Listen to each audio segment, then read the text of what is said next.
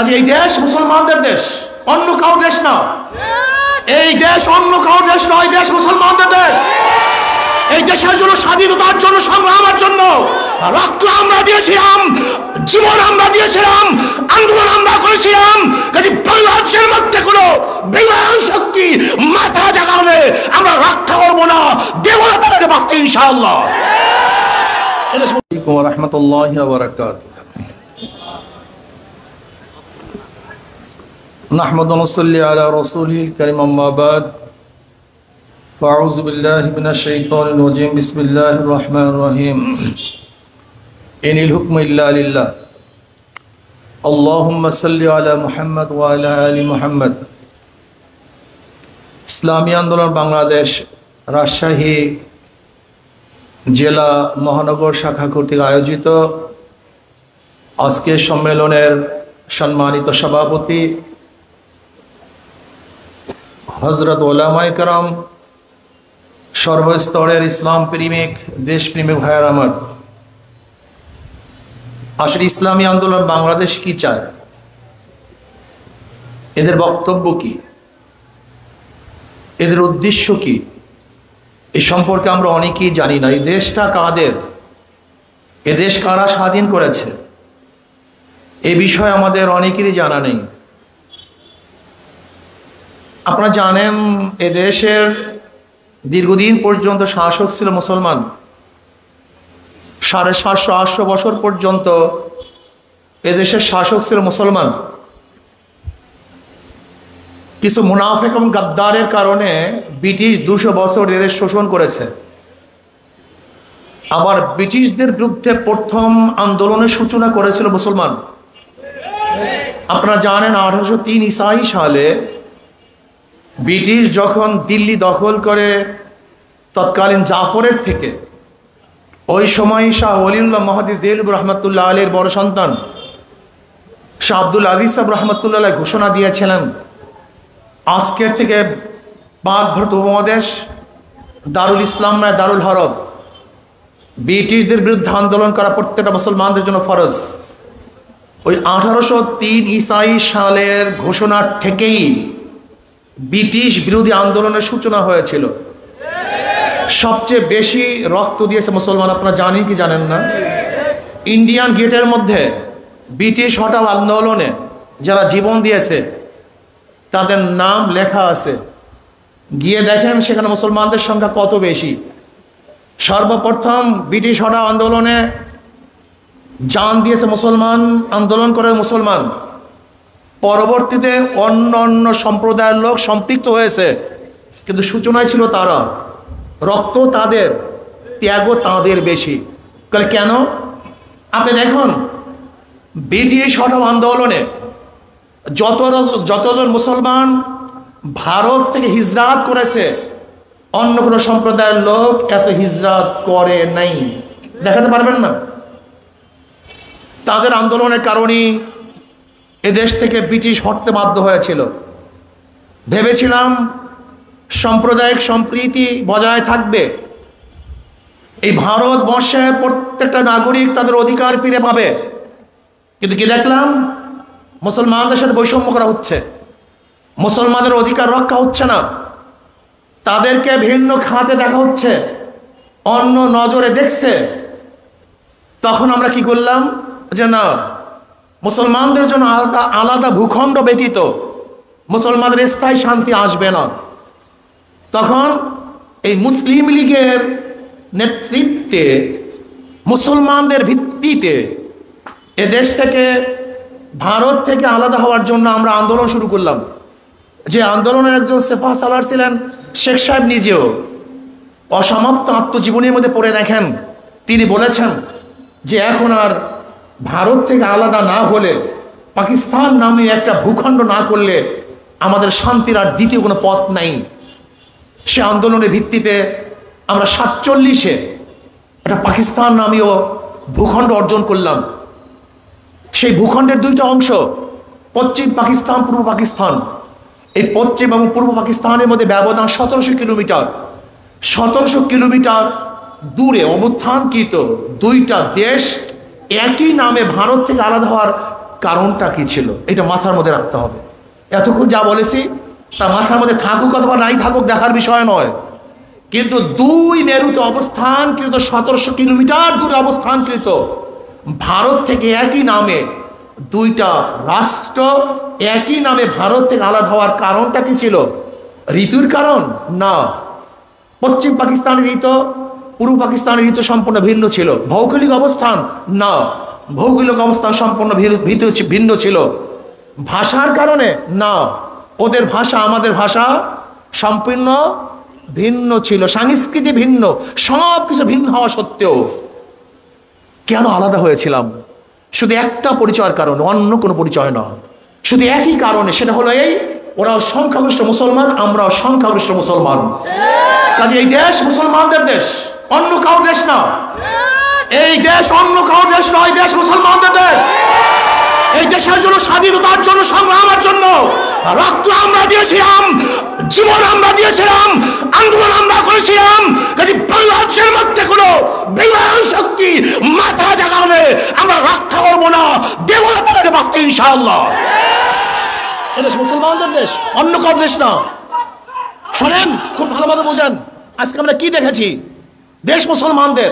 আবার যখন দেখলাম পশ্চিম পাকিস্তানিরা আমাদের অধিকার রক্ষা করছে না, বৈষম্য করছে, চাকরি ওদের বড় চাকরি, ছোট চাকরি আমাদের, ধনী ওরা, গরিব আমরা, ইন্ডাস্ট্রিজের মালিক ওরা, শ্রমিক আমরা। আমরা কি করলাম? বৈষম্য দেখে আবারও তাদের বিরুদ্ধে অস্ত্র ধারণ করলাম। না, আমরা স্বাধীনতা চাই। কেন স্বাধীনতা চেয়েছিলাম জানেন কি আপনি? জানেন না।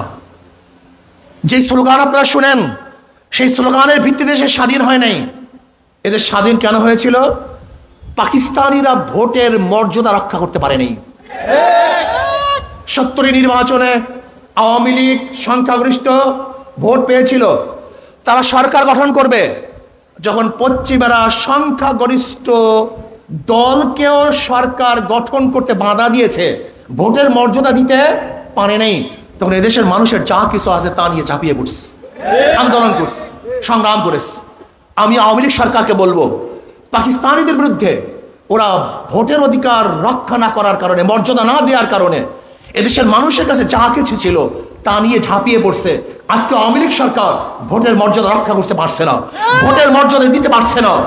যেরকম পাকিস্তানিদের বিরুদ্ধে এদেশের মানুষের যা কিছু আছে তা নিয়ে ঝাঁপিয়ে পড়ছিল, আজকে আওয়ামী লীগের বিরুদ্ধে এদেশের মানুষের যা কিছু আছে আজকে হোক কালকে হোক ঝাঁপিয়ে পড়বে ইনশাআল্লাহ। প্রিয় ভাইয়ের আমার, আজকে দেশের অবস্থা কি জানেন?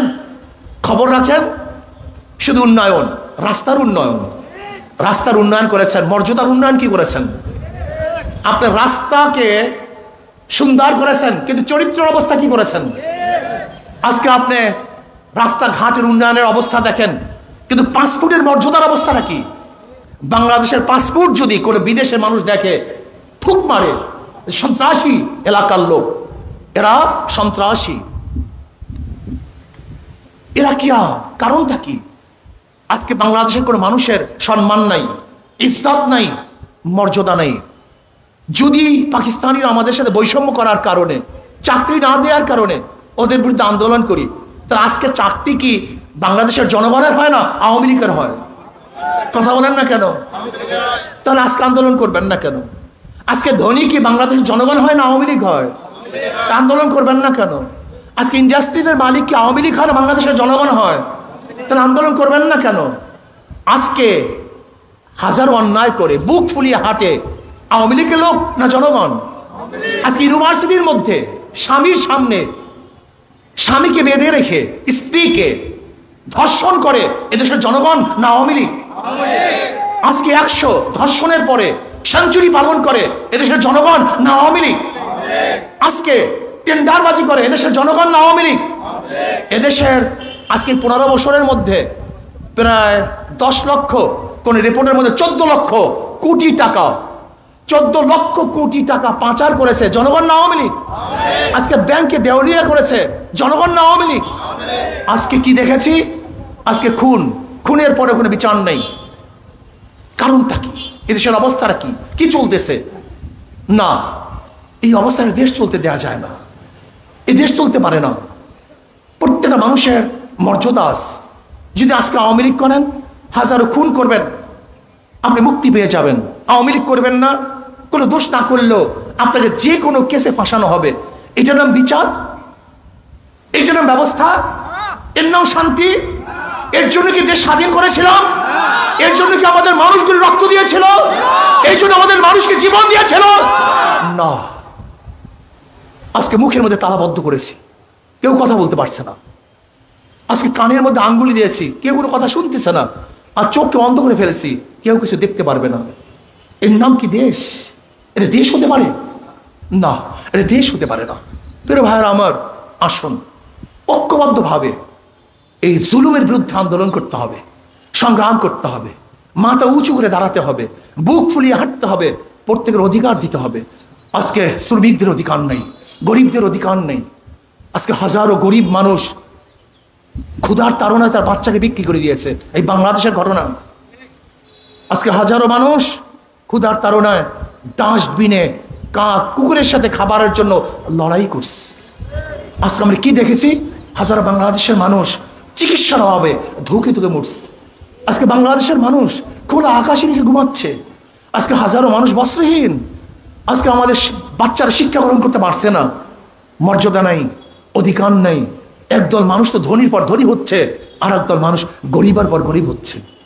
আজকে কয়েকজন মানুষের কাছে গোটা বাংলাদেশের অর্থনীতি, কয়েকজন মানুষের কাছে গোটা বাংলাদেশের টাকা, তারা ব্যাংকে লুটে ফুটে খেয়ে ফেলছে। এরকম দেশ চলতে পারে না। সব জায়গায় সিন্ডিকেট। আজকে যাবেন কোর্টের মধ্যে, সেখানে সিন্ডিকেট। আজকে আমরা কি দেখেছি? বেনজির সাহেব, যার অস্ত্রের মাথায় আওয়ামী লীগ ক্ষমতায় এসছে, সেই বেনজির সাহেবের আজকে টাকার পাহাড় আর পাহাড়, টাকার পাহাড় আর পাহাড়। আমরা কি দেখেছি? ভূমিমন্ত্রী, যে দেশের ভূমিমন্ত্রী ছিল, আজকে বিদেশে তার টাকার কোনো অভাব নেই। এর কারণটা কোথায়? আমাদের টাকা লুট করছে ওরা, আমাদের টাকা আত্মসাৎ করছে ওরা, আমাদের টাকা ডাকাতি করছে ওরা। এরকম দেশ চলতে পারে না। যেখানে যাবেন আপনার কোনো সম্মান ইজ্জত নাই। আজকে আমাদের দেশের চাকরিজীবী যারা আমাদের টাকা দিয়ে বেতন গ্রহণ করে, সেখানে জনগণের কোনো মর্যাদা নেই। চাকরিজীবী, চাকরিজীবী যারা চাকরিগিরি করে জীবিকা নির্বাহ করে, তাদের কোনো চাকরিজীবী। জনগণ মালিক। যারা বাংলাদেশের টাকা ভোগ করে, তারা সবাই বাংলাদেশের জনগণের চাকর। সে যত বড় অফিসার হোক না কেন, সে যত বড় অফিসার হোক না কেন, আপনারা মালিক, তারা আমাদের চাকর। অথচ কি করতেছে? আজকে মালিকদের সাথে চাকরের চেয়েও খারাপ ব্যবহার করা হচ্ছে। এর কারণটা কোথায়? এর কারণটা কি? কোনো মর্যাদা নেই, জনগণের কোনো মর্যাদা নেই, কোনো ইজ্জত নেই, কোনো সম্মান নেই। তা বলতে বলবো আপনারা মালিক, আপনাদের লাথি দেয় কেন? আপনাদের অমর্যাদা করে কেন? ডাকাত গৃহস্থদেরকে লাথি দেয়, কিন্তু ডাকাত ডাকাত গৃহস্থ গৃহস্থই। ডাকাত ডাকাত, মালিক মালিকই। আমাদের সাথে যতই ওরা খারাপ ব্যবহার করুক না কেন, আমরাই আমাদের খাজনা, ট্যাক্স, ভ্যাটের পয়সা তাদেরকে পে করি, তারা নেয়, আমরা দেই। আমরা মালিক, তারা আমাদের সেবক।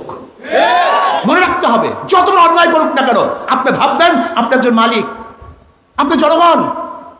এই টুপির ভ্যাট ট্যাক্সের পয়সা আপনি পে করেন, আপনার জামার টাকা আপনি পে করেন, আপনি বাতাস ব্যবহার করেন, তার টাকা আপনি পে করেন, আপনি খাদ্য খান, সেই টাকা সরকারকে পে করেন, আপনার রাস্তা দিয়ে হাঁটেন, সেই ট্যাক্স এবং ভ্যাট আপনি পে করেন। আপনি দেন, সরকার নেয়।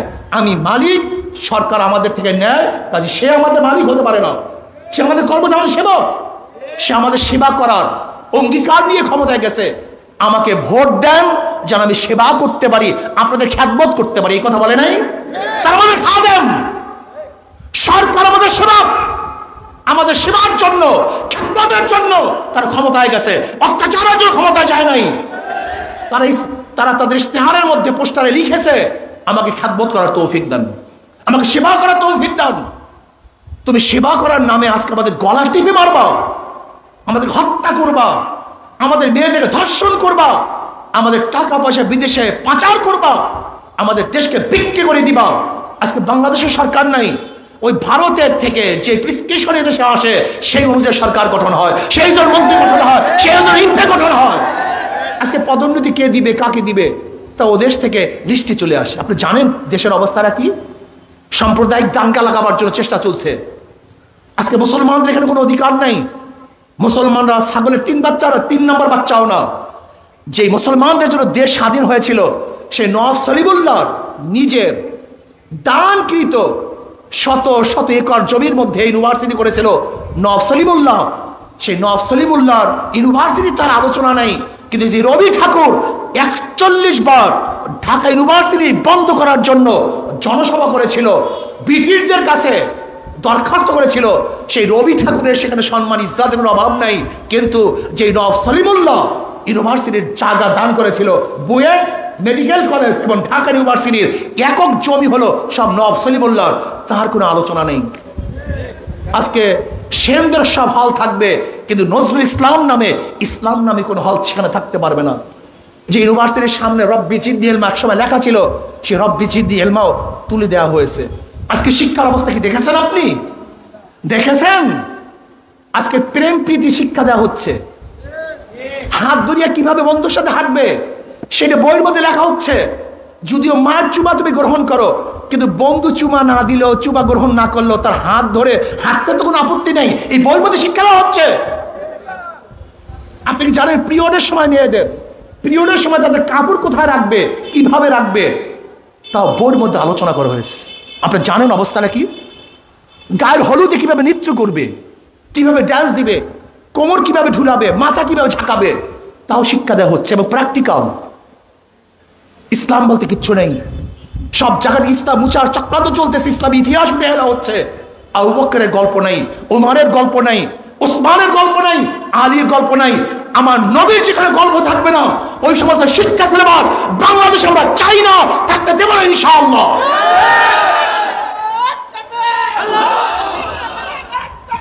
ভাইয়ার আমার, কাজে আমি সরকারকে বলবো, এই দেশ শাহ মাকদুমের দেশ, এই দেশ শাহ জালালের দেশ, এই দেশ শাহ আলীর দেশ, এই দেশ হাফিজুর রহমানুল্লাহর দেশ, এই দেশ শামসুল হক ফরিদপুরের দেশ, এই দেশ সৈয়দ ইসহাকের দেশ, এই দেশ শহীদ ফজলুল করিমের দেশ।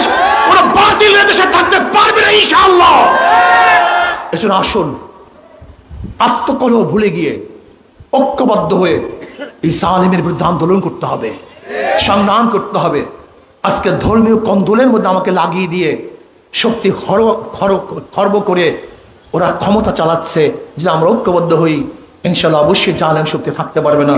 আল্লাহ আমাকে এবং আমাদের সবাইকে এই জালেম থেকে হেফাজত হওয়ার তৌফিক দান করেন। আমা আলাইনা ইল্লা